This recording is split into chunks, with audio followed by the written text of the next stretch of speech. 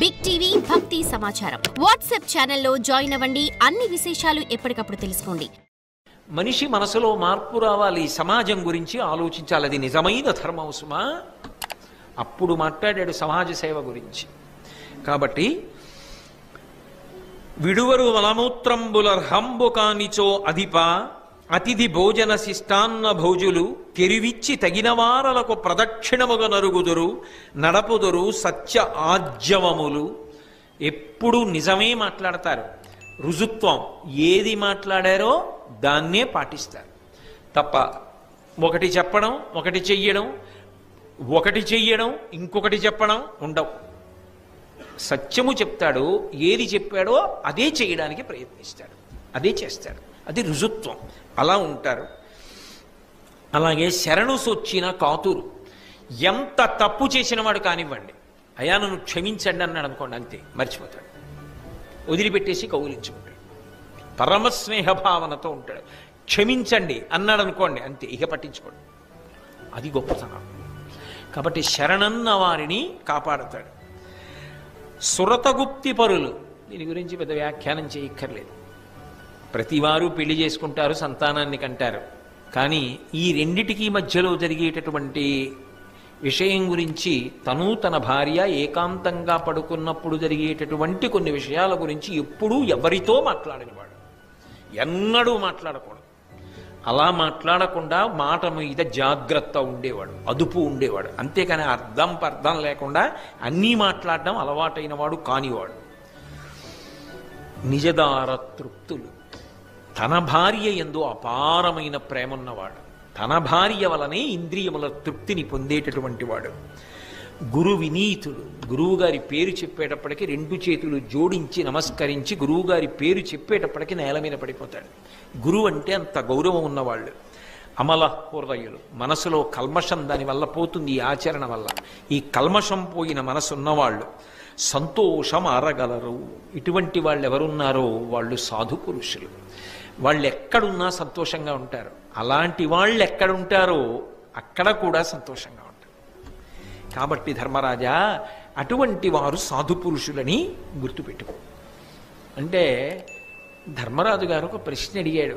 చాలా బాగుంది మీరు చెప్పింది తాత, కానీ తాతగారు ఇవన్నీ పాటించేవాళ్ళు కొంతమంది ఉన్నారు, కానీ వాళ్ళకి ఏదో రోగం వస్తూ ఉంటుందే, వాళ్ళు బాధపడుతుంటారే శారీరకంగా. అంత ధర్మం పాటించేవాడు, అంత మంచివాడు, ఆయనకి అనారోగ్యం రావడం ఏమిటి? ఆయన దగ్గర ఎక్కువ డబ్బు ఉండదు, ఆయన పెద్ద ఐశ్వర్యవంతుడై ఉండడు, ఏదో రెక్కాడితే కానీ డొక్కాడదు, అలా జీవిస్తూ ఉంటాడు. అధర్మాత్ముడు ఉంటాడు, వాడు దీర్ఘాయుర్దాయం పొందుంటాడు, వాడికి ఆరోగ్యం బాగుంటుంది, వాడు మంచి పటుత్వంతో ఉంటాడు, వాడికి చాలా డబ్బు వస్తూ ఉంటుంది. ఏమిటి తాత ఇది లోకంలో విచిత్రం? మరి ఇంత ధర్మాత్ముడు సంతోషంగా ఉండాలి కదా, మరి ఇంత ధర్మాత్ముడు అలా ఉండకపోవడం ఏమిటి? ఇది ఒకటి నాకు ఆశ్చర్యంగా ఉంది తాత. మరి ఇలాంటి వాళ్ళు చాలామంది దేశంలో బాధపడుతూ కనపడుతున్నారు. సంతోషంగా ఉన్న వాళ్ళు చాలామంది ధర్మాత్ములైన వాళ్ళు కాకుండా ఉన్నారు. ఇలా ఎందుకుంది? అప్పుడు ధర్మ ఫలితం వ్యతిరేకంగా లేదా? భీష్ముడు నవ్వాడు. నవ్వి, ఒరే నాన్న, విత్తనము లేని అంకురం ఉన్నదా అని అడిగాడు. విత్తనము భూమిలో లేకుండా అంకురం వస్తుందా? మొక్క వస్తుందా? రాదు కదా. విత్తనం ఉంటే కదా అంకురం వస్తుంది. వాడు ఈ జన్మలో ఒకటి అనుభవిస్తున్నాడంటే అది గత జన్మ ఫలితం. అది సనాతన ధర్మమునకు ప్రాణప్రదం. వ్యాసుడు దేవీ భాగవతంలో కూడా ఇదే చెప్తాడు. ఎందుకని అంటే, నరహ పరతంత్రాణం పుణ్య పాపానుయోగత. గత జన్మలలో చేసిన పాప పుణ్యములు ఈ జన్మలో ఫలితాన్ని ఇస్తాయి. కాబట్టి గత జన్మలో ఏదో చేశాడు, దాని ఫలితాన్ని ఇప్పుడు అనుభవించేస్తున్నాడు. ఏదో అనారోగ్యం వచ్చింది, డబ్బులు లేవు, ఆ బాధ అలా పడుతున్నాడు. కానీ ఈ జన్మలో చేసిన ధర్మం పోతుందనుకుంటున్నావా? ఆయన్ని రెండు రకాలుగా కాపాడుతుంది. ఒకటి, ఈ జన్మలో ఆయన ధర్మాత్ముడైన కారణం చేత ఒకానొక స్థితిలో భగవదనుగ్రహం చేత జ్ఞానం పొందాడో, ఇవన్నీ పడుతున్నది శరీరం, ఇది నేను కాదని సాక్షిగా నిలబడతాడు. ఆ స్థాయి అనుకరించేది కాదు. ఆ స్థాయిలో ఉన్నవారు దీని క్లేశము తన క్లేశం అనరిక. భగవాన్ రమణులకు సర్కోమా ఆపరేషన్ చేశారు.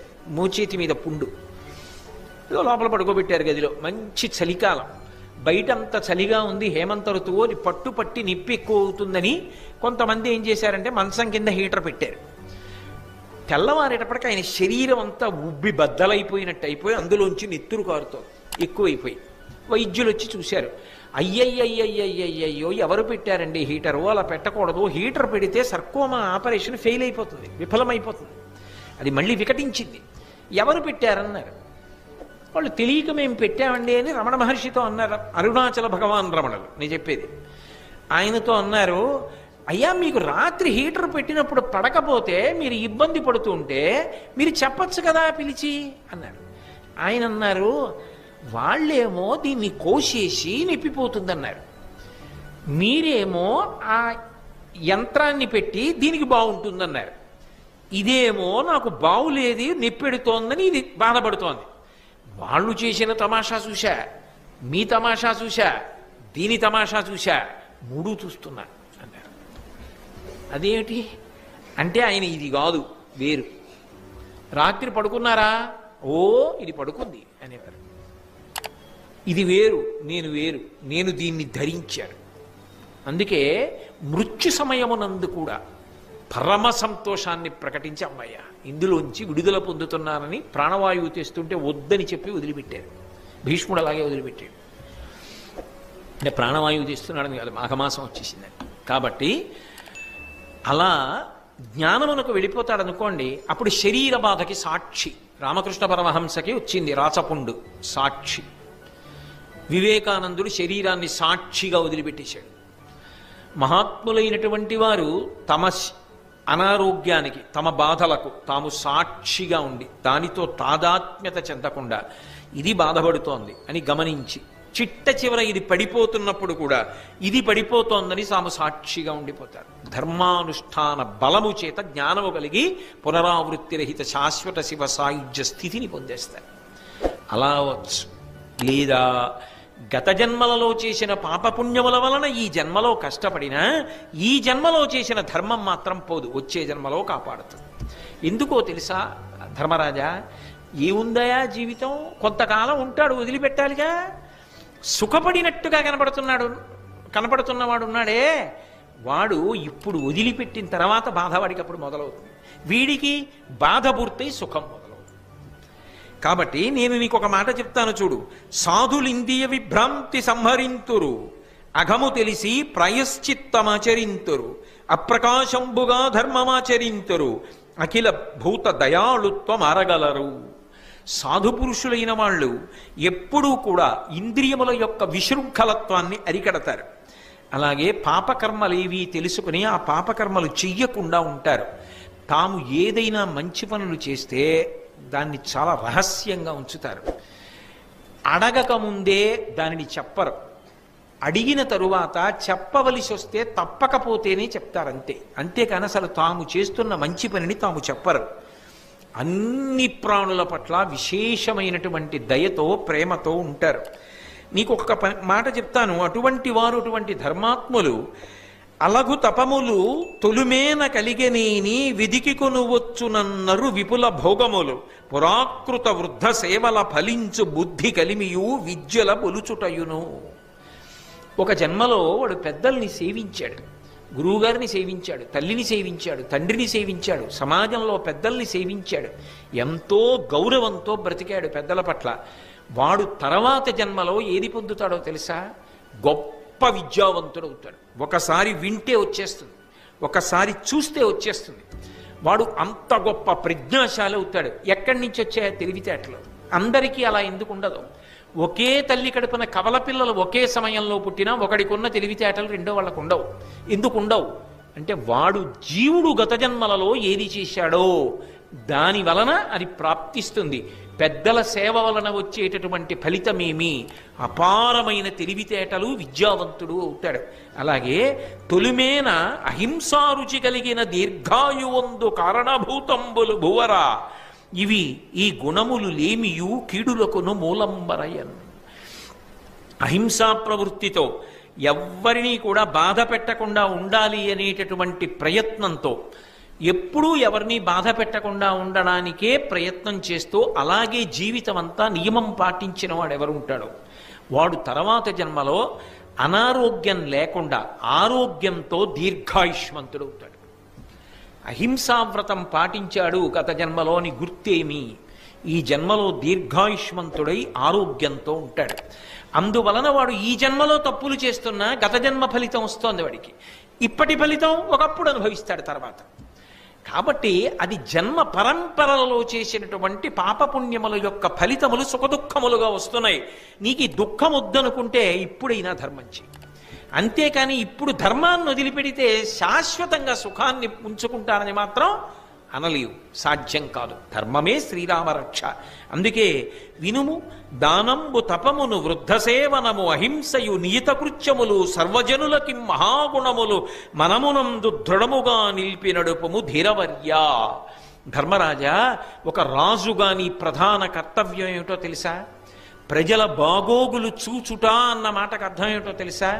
ఇప్పుడు బాగుండడం కాదు, వాళ్ళు ఎప్పటికీ బాగుండేటట్టు చూడాలి అంటే రాజు ధర్మ ప్రచారమునకు పెద్దపీట వెయ్యాలి. వేసి దానం చెయ్యడం, తపస్సు చేయడం, పెద్దవాళ్ల సేవ చెయ్యడం, ప్రాణులను హింస పెట్టకపోవడం, మాటల చేత హింస, మనసులో హింస, చేతల చేత హింస చెయ్యకుండా ఉండడం, ఎవడు చెయ్యవలసిన పని వాడు చెయ్యడం, కర్తవ్యత, నిష్ఠ, ఇటువంటి మంచి గుణములు ప్రజలు స్వచ్ఛందంగా ఎవరికి వారు ఆచరించేటట్టుగా పూనిక కలిగేటట్టుగా ధర్మ ప్రచారం చెయ్యాలి. చేస్తే వాళ్ళు ఇక్కడ సుఖపడతారు. ఎందుకని? ధర్మావలంబనము చేత ఇక్కడ కష్టం వచ్చినా తట్టుకు నిలబడతారు. ఉత్తర జన్మల యందు ఇటువంటి బాధలు పొందరు. అది నిజంగా ప్రజల యొక్క బాగోగులు చూచుట. కాబట్టి ధర్మరాజా, అవి ప్రజల యందు దృఢముగా నిలబడేటట్టుగా ప్రయత్నం చెయ్యి అని చెప్పి, ధర్మరాజా ఇక ఉత్తరాయణ పుణ్యకాలం దగ్గరికి వచ్చేస్తోంది. నువ్వు ఎన్నో అడిగావు, నేను ఎన్నో చెప్పా. ఇక పైన ఉత్తరాయణ పుణ్యకాలం వచ్చాక రా.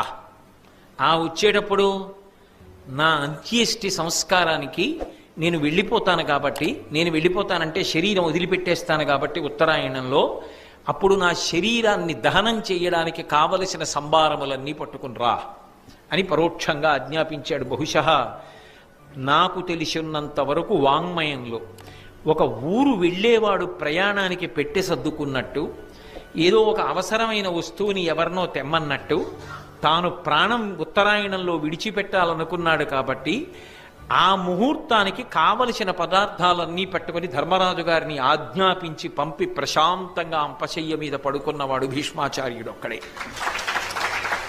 ఉత్తరాయణ పుణ్యకాలం వచ్చింది, మాఘమాసం అష్టమి తిథి వచ్చింది. ధర్మరాజు గారు వచ్చాడు. వచ్చి ఒక మాట అన్నాడు. అనగా వచ్చితి ధర్మనందనుడా ప్రణతి ఆచరించదా, నా పలుకు అవధరింపనవసరంబేని విను సమయంబు మార్చి అగ్ని మొదలుగా తేదగున అట్టివాని తెచ్చితి ఋత్విజుల్ వచ్చిరి హరియు నీ తనయుడు ధృతరాష్ట్రుడును సమస్త బంధులు కల మహీపతులు విప్రులు పౌరుజనులు ఏతించిరి సదయహృదయ వీరి చూడుము కొనువిచ్చినావుడు అన్న ఆ మహాత్ముండు అందర చూచి ఈ నృపాలు కేలు తెమల్చుచు మెలుచేసితి దైవయోగంబు కాదే నీ ఒదవుటరయా మనుజనాథ మాఘమాసంబు శుక్లపక్షంబు నామమున సంప్రమోద మావహిల్ల చేసెనని అభినందించి అతనికి అధిక హర్షమావహించే. ధర్మరాజు గారు మాఘమాసంలో ఉత్తరాయణ పుణ్యకాలంలో శుక్లపక్షంలో అష్టమి తిథి నాడు ఉత్తరాయణ పుణ్యకాలం వచ్చేసిందని తాతగారి దగ్గరికి వెళ్ళాడు. వెళ్ళి తాతగారి పాదములు పట్టి నమస్కారం చేసి ఆయన కళ్ళు తెరిచాడు. తాత, నువ్వు ఏ సమయం చెప్పావో సమయం ఆసన్నమైంది, నేను వచ్చాను, నేను ధర్మరాజుని. తాత, నాతో పాటు నువ్వు ఆరాధన చేసిన అగ్నిని తీసుకొచ్చాను నీ శరీరాన్ని అంత్యేష్టి సంస్కారం చేసి దహనం చేయడానికి. అలాగే ఈ అంత్యేష్టి సంస్కారం చేసినప్పుడు ఆ క్రియలు నిర్వహించడానికి కావలసిన ఋత్విక్కులందరూ వచ్చారు. శ్రీ మహావిష్ణు స్వరూపమైన కృష్ణ భగవానుడు వచ్చాడు. నీ కొడుకు ధృతరాష్ట్ర మహారాజు భార్యతో కలిసి వచ్చాడు. కుంతీదేవి వచ్చింది. నీ బంధువులందరూ వచ్చారు, రాజులందరూ వచ్చారు. వెళ్ళిపోయిన వాళ్ళు దుర్యోధనాదులు వెళ్ళిపోయారు. మిగిలిన వాళ్ళందరూ వచ్చి నిలబడ్డారు. ఒకవేళ నా మాట వినాలని నీకు అనిపిస్తే నా మాట విను. ఎంత మర్యాదగా మాట్లాడాడో చూడండి. ఒక్కసారి కన్ను విప్పి వాళ్ళందరినీ చూడాలని అనుకుంటున్నావా తాత అని అడిగాడు. ఆయన కళ్ళు విప్పి అందరినీ తేరిపారి చూశాడు. ఏదో ప్రయాణానికి వెళ్ళేవాడు రైలు ఎక్కిన తర్వాత కదిలిపోతుంటే చెయ్యూపుతాడే అంత తేలికగా అందరినీ ఒకసారి చూసి ధర్మరాజు గారి చెయ్యి చేత్తో పట్టుకుని దగ్గరికి తీసుకుని ఆ మూర్ధన్య స్థానమునందు ఉంచుకొని ఒకసారి వాసన చూసి దగ్గరికి తీసుకొని దైవానుగ్రహం రా, పరమేశ్వరుడు నీలాంటి మనవణ్ణిచ్చాడు, పరమ సంతోషం అని అందరి వంక ఒక్కసారి చూశాడు. చూసి ఓ మాఘమాసం శుక్లపక్షం అష్టమి వచ్చేసిందా అని ఆనందపడిపోయాడు. నేను ఇందాక భగవాన్ రమణుల గురించి చెప్పానే, తాను శరీరం వదిలిపెట్టేయవలసి వస్తే జ్ఞాని అంత సంతోషంగా వదిలిపెట్టేస్తాడు. ఆయనకి శరీరం అస్థిరం, ఆత్మ శాశ్వతం. నష్టం ఎవరిది? ఇక పైన అలా చెప్పేవాడు లేడు. శరీరము వెళ్ళిపోయిందా ఇక అలా మాట్లాడేవాడేడి? అది కృష్ణ భగవానుడు చెప్పింది. ఒక్కసారి భీష్ముడు లాంటి గురువు వెళ్ళిపోయాడా ఇక చెప్పేవాడు లేడు, అందుకు విను వెళ్ళి అన్నాడు. కాబట్టి పరమ సంతోషంతో ఓ మాఘమాసపు అష్టమి వచ్చింది ఆనందపడ్డాడు. ధృతరాష్ట్రుణ్ణి దగ్గరికి పిలిచాడు. కావున భవితవ్యములకు నీ అడలగవలదు, పాండు నృపపుత్రులు సద్భావమున చూడనీర్చిన భూవరా, తగనీకు కన్న పుత్రులు కారే. కొడుక ధృతరాష్ట్ర బెంగపెట్టుకోకు, దాని వలన నువ్వు ఏ విధమైనటువంటి చింత పొందవలసినటువంటి అవసరం లేదు.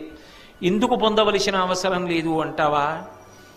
కారణం ఒక్కటే, నువ్వు చేయగలిగిన ధర్మం నువ్వు చేశావు.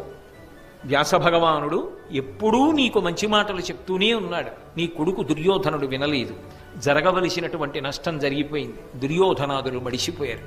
ఇప్పటికైనా నీ కడుపున పుట్టిన బిడ్డలే పాండవులని అనుకుంటే నువ్వు సంతోషంగా వాళ్లతో కాలం గడపగలవు.